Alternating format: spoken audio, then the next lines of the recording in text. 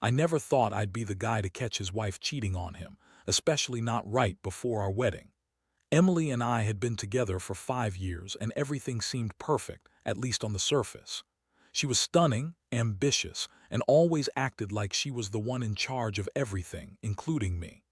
Honestly, I liked that about her. She was confident, a little bitchy sometimes, but in a way that made her irresistible. We'd been planning this wedding for months, and I genuinely believed we were solid. That was until that summer weekend at the cabin. We bought a summer cabin 3 hours out from the city, a little escape where we'd go for weekends, just us. It was supposed to be our special place, a retreat from the chaos of everyday life. But that weekend, it turned into a nightmare. I started noticing small things. Her phone vibrated constantly. She'd get defensive if I looked over her shoulder when she was texting, and she kept changing her story about where she was going or who she was talking to. At first, I thought maybe she was just stressed, or maybe she was planning a surprise for me. But deep down, I knew something was off. One evening, I was sitting on the porch having a beer when I saw her slip her phone out of her pocket and quickly hide it behind her back when she thought I wasn't looking. Something about that made my stomach tight. I waited a bit, and then I casually asked her who she had been texting. She rolled her eyes and snapped, "It's none of your business," with that bitchy tone she always used when she was annoyed. That was the first real sign that something was wrong. I didn't press her further that night, but I kept notes in my head. The next day, I decided to do a little digging. I didn't want to be that guy, but I couldn't shake the feeling that I was about to find out something huge. I glanced at her phone while she was in the shower, nothing explicit, but I noticed a string of weird messages, mostly late at night. Just casual, flirtatious with some guy named Tom. From what I could see, they'd been messaging for weeks, maybe longer. The messages weren't exactly innocent. Lots of emojis, inside jokes, and a lot of talk about seeing each other soon. My heart sank. My wife was cheating on me with my best friend, Tom. My best friend, Tom. I couldn't believe it. I kept staring, trying to process what I was seeing. How could she do this? How could she betray me like that? I felt sick, angry, and betrayed all at once. I wanted to confront her right then, but I knew I needed to think. I just sat there, staring at the screen, feeling like I'd been punched in the gut. Everything I believed about her, about us, was unraveling in that moment. She was supposed to be my future, my partner, the woman I was about to marry.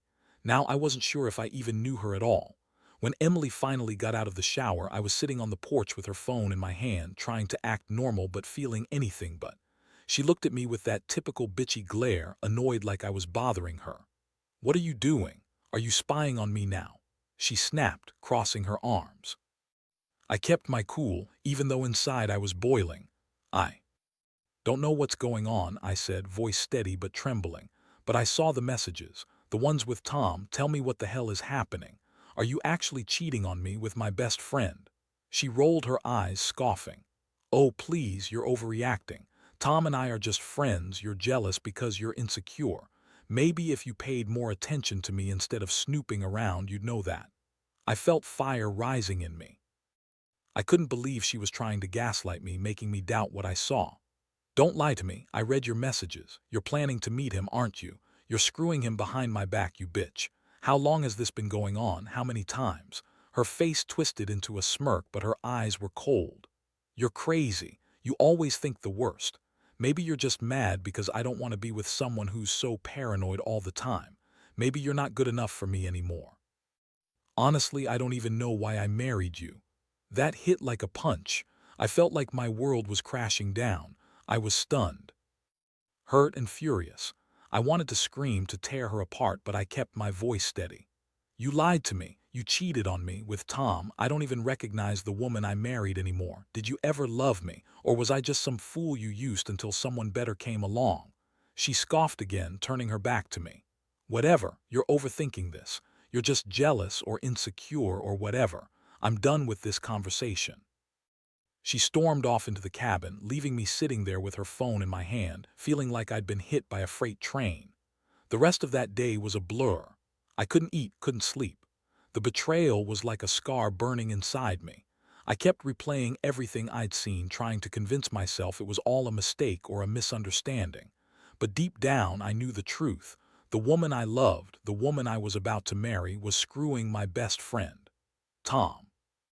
The guy I'd trusted more than anyone in the world. How did it get to this point? How did I miss all the signs? And most of all, how do I even look at her in the eye now? That night I lay awake for hours, staring at the ceiling, my mind racing in circles. I couldn't shake the feeling of betrayal, and at the same time I was trying to comprehend how Emily, the woman I thought I knew better than anyone, could do this to me.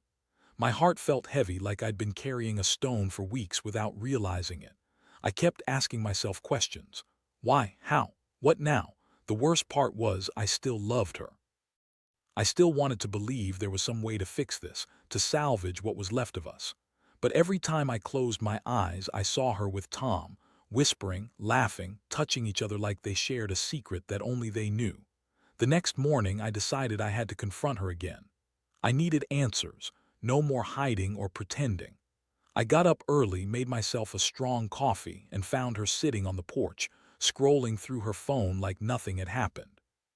She looked so casual, so dismissive, like I was just a minor inconvenience. "Emily," I started, voice low and raw. "We need to talk." I saw the messages. "I know about Tom. Be honest with me. Are you actually cheating on me? How long has this been going on?" She looked up at me, her eyes narrowing. "You're crazy. I don't know what you're talking about. Those messages could be from anyone. You're just paranoid. Maybe you're the one who's been cheating, spying on me like some lunatic." I clenched my fists. "Don't lie. I saw the messages, every single one. You're planning to meet him, aren't you? You're screwing my best friend, Emily. How could you do that to me, to us?" She threw her head back and sighed dramatically. "Oh, please, you're so insecure. Tom and I are just friends, and you're making a huge deal out of nothing. Honestly, I don't have to justify myself to you.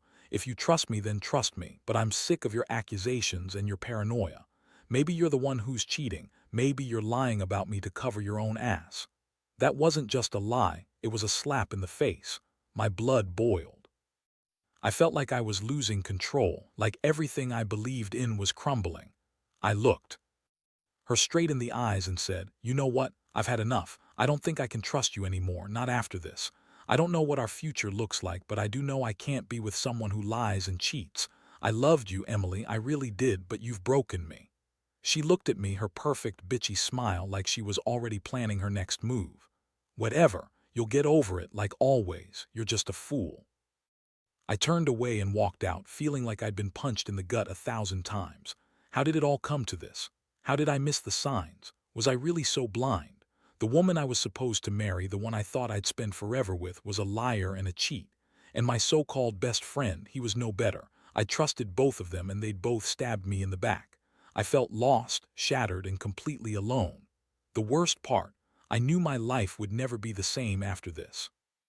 After that confrontation, everything changed inside me. I spent the next few days in a fog, angry, hurt, and trying to piece together what my life was supposed to look like now. I kept replaying the betrayal over and over, trying to understand how I hadn't seen it coming, how I could have been so blind. Emily's words kept echoing in my head: "You're just insecure. You're paranoid. You'll get over it." She lied so effortlessly, like breathing. It made me question every moment we had together, every word she'd ever said. Was I really that naive, or just too in love to see the truth? I decided I needed to do something more than just stew in my bitterness. I couldn't let her get away with this, not without a fight. The first thing I did was dig into her phone more, search for more messages, call logs, anything that could prove she was still lying. I found more than I expected. She and Tom had been messaging every day, sometimes multiple times a day, talking about meeting up, sharing intimate details, planning secret rendezvous. It was clear this wasn't just a fling, it was something serious, something she had been hiding for weeks, and I knew I had to act. What I came up with was a plan, something calculated, cold even, but necessary. Emily liked to think she was the queen of her own little world, untouchable, untarnished. I was going to show her she was. I started by gathering everything I could: screenshots of the messages, copies of bank statements showing expenses for their supposed meetups, even a timeline I pieced together from the texts. I wanted her to see that I knew everything. The plan was simple. I'd confront her again, but this time fully prepared. I'd make her face her lies, her betrayal, and the truth about how much she'd hurt me. The day finally arrived. I called her into the living room where she was lounging like she was queen of everything. I had everything laid out on the coffee table, her phone, the screenshots, the evidence. She looked at me with that snide, bitchy smirk, like she thought she could manipulate her way out of this too, but I wasn't playing anymore. I slammed the papers down and looked her straight in the eye. "You lied, you cheated, you betrayed me with Tom. All this," I said, pointing at the evidence, "is what you've been hiding. How long has this been going on? Are you even sorry?" Her face twisted into a mixture of anger and disdain. "You're crazy. You're making this all up. You're just jealous. Tom and I are just friends and you're imagining things. Honestly, I shouldn't even be wasting my time on someone like you." I felt my jaw tight. "You're lying again. I don't want to hear your bullshit anymore. I trusted you. I loved you. And you threw it all away for some stupid sex with my best friend. Do you even realize what you've done? Do you even care?" She rolled her eyes, scoffing. "You think I care? You're nothing but a loser and I'm better off without your insecure, pathetic ass. I'm not sorry. I don't regret anything. That's when I lost it. I knew I'd be angry forever, but I also knew I couldn't keep pretending." I looked at her, feeling a mix of rage and heartbreak, and finally said, "You know what? I want a divorce. I want you out of my life. I don't want to see you again. And I'm going to make sure everyone knows what kind of woman you really are." Her expression flickered for a second. Was it regret? Disbelief? I didn't care. I just wanted her gone. That day marked the end of everything I thought I knew about her, about us. I felt like a shell of the man I once was, but also strangely relieved. The truth was out. I'd uncovered her lies, and now I could finally start picking up the pieces. The pain was raw, but I knew I'd survive. Somehow. In the days that followed, I felt like I was walking around in a daze. The house was empty without her, and every corner seemed to remind me of what I'd lost. Emily moved out quickly, throwing her things into a bag and leaving with that smug look still plastered on her face, like she'd won some battle I never wanted to fight. But inside, I felt nothing but a hollow ache. I kept telling myself it was for the best, that I deserved better than a woman who lied, cheated, and called me insecure every chance she got. But I wasn't just angry anymore. I was devastated. I thought I knew her. I thought I knew everything about her, and now I was questioning every single moment, every word, every memory we had. Were all those moments fake? Was I just fooling myself into thinking I was happy? The worst part was I still loved her. I couldn't help it. I kept seeing her face, hearing her voice in my head, and wondering if she truly ever cared about me or if she just played her role until someone better came along. I reached out to Tom once, out of pure instinct, just to hear what he'd say. Honestly, I expected him to lie, to deny everything, but instead he admitted everything, sounding guilty but also trying to justify it. "Look, man," he said, "I never wanted to hurt you, it just happened. Emily been like that with me for months, and I guess I was too blind to see it. I really did care about her, but I guess I was naive. I'm sorry, man, I really am." Hearing it from him just made things worse. I felt betrayed all over again, but also a strange bit of relief. At least now I knew it wasn't my fault. It wasn't me, it was her. Her lying, manipulative side and Tom's weakness for her. I realized I'd been clinging to memories that weren't real, trying to hold on to something that was dead from the start. Deciding to move on became my new focus. I threw myself into work, started seeing friends more often, and slowly tried to rebuild what I'd lost. It wasn't easy. Every day was a battle between anger and sadness. Sometimes I'd wake up thinking about her, then remember what she did, and that would set me off again. But I also knew I couldn't stay stuck in that place forever. I owed it to myself to heal, to find peace again, even if she'd broken everything first. Looking back, I've learned a lot from this nightmare. Trust is fragile. Love can blind you if you're not careful. And sometimes the person you think you know the best can turn out to be the biggest stranger of all. I don't regret confronting her or uncovering the truth, because honestly, I think I needed to see it clearly. I'm still hurting, sure, but I'm getting there. One day I hope to meet someone who's honest, loyal, and worth my time, because I've realized that no matter how much you love someone, if they cheat and lie, they don't deserve your heart. Now looking back, I realize that betrayal changes you permanently in ways you never expect. It's like a scar you carry forever, but over time it starts to fade, and you learn to live with the pain. I've come to accept that Emily was never the person I thought she was. She was good at hiding her true nature, but I was blind to see it for what it was. That's on me, I guess. But I also know that I was naive for trusting blindly, for thinking love was enough to guarantee honesty. What really stuck with me is how fragile everything is, how quickly a life can turn upside down when someone you love betrays you. I learned that people are capable of lying, of pretending, and of doing things you'd never imagine. I also learned that revenge isn't always about punishment. Sometimes, it's about clearing the fog and finally seeing the truth, even if it hurts. For me, ending things with Emily was the only way to move forward. It was a brutal, painful decision, but it was necessary. I had to cut the poison out of my life. Now I try to focus on the future. I want to rebuild myself, to find trust again, but more importantly, to find myself again. The betrayal taught me that I need to be more cautious, more aware of the people I let into my life. Not everyone is who they seem, and sometimes the biggest smiles hide the deepest lies. I still feel the sting, but I no longer let it define me. I've learned that forgiveness isn't always about the other person. It's about letting go of the anger and pain so I can move on. So if you're ever in a similar situation, here's my advice.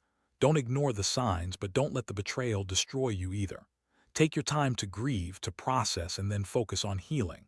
Trust is a fragile thing, and once broken, it's hard to rebuild. But you can always rebuild yourself.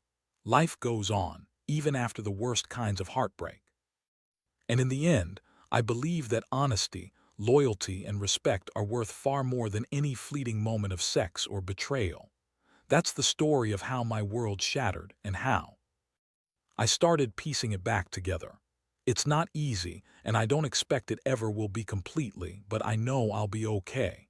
Because sometimes the only way to truly find yourself is to lose everything you thought mattered.